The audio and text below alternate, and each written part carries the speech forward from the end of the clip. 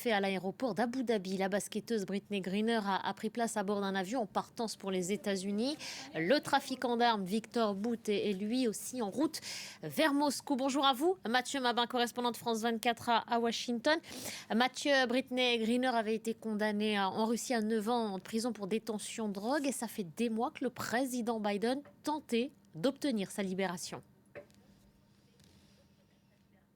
Oui, effectivement, après l'annonce de la capture de Brittney Griner, il n'y a pas d'autre mot, en février dernier, Joe Biden en avait fait une affaire personnelle concrètement. Il faut dire que cette affaire ressemblait bien plus à une prise d'otage par un État qu'à une affaire de droit commun en réalité. La basketteuse, vous vous en souvenez, a été arrêtée à l'aéroport de Moscou en possession d'une cigarette électronique chargée au THC, la substance que l'on trouve effectivement dans le cannabis.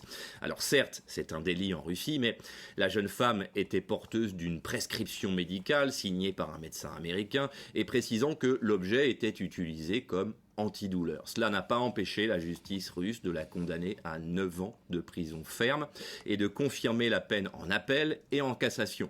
Devant la brutalité de la sanction, l'opinion américaine avait bien entendu été profondément choquée et Joe Biden lui-même s'était emparé du dossier. Et très rapidement, l'administration américaine a assumé l'idée de procéder à un échange, tout comme au temps du pont des espions de l'ère soviétique et de la guerre froide.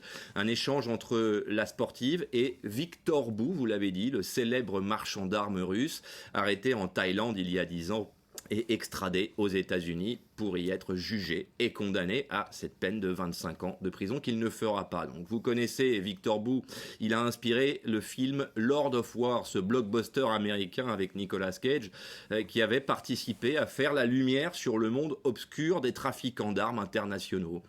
Ces derniers mois, les avocats russes et américains et bien sûr la famille de Brittney avaient affiché leur pessimisme, notamment après que l'américaine a été transférée dans un camp de travail russe beaucoup plus proche du goulag pour femmes que de la prison concrètement. Le fait que la négociation a fini par aboutir est donc une surprise relative, une bonne surprise bien sûr que Joe Biden voulait, vous l'avez vu, a souhaité annoncer lui-même.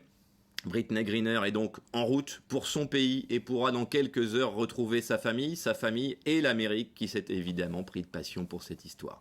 L'échange a donc eu lieu à l'aéroport d'Abu Dhabi avec le soutien actif des autorités locales, chaleureusement remerciées par le président des États-Unis. La libération de Victor Bout, dont les réseaux ne demandent qu'à être réactivés, n'est évidemment pas anodine non plus dans le contexte de la guerre en Ukraine et à un moment où Moscou cherche des stocks d'armes conventionnelles un peu partout sur la planète pour alimenter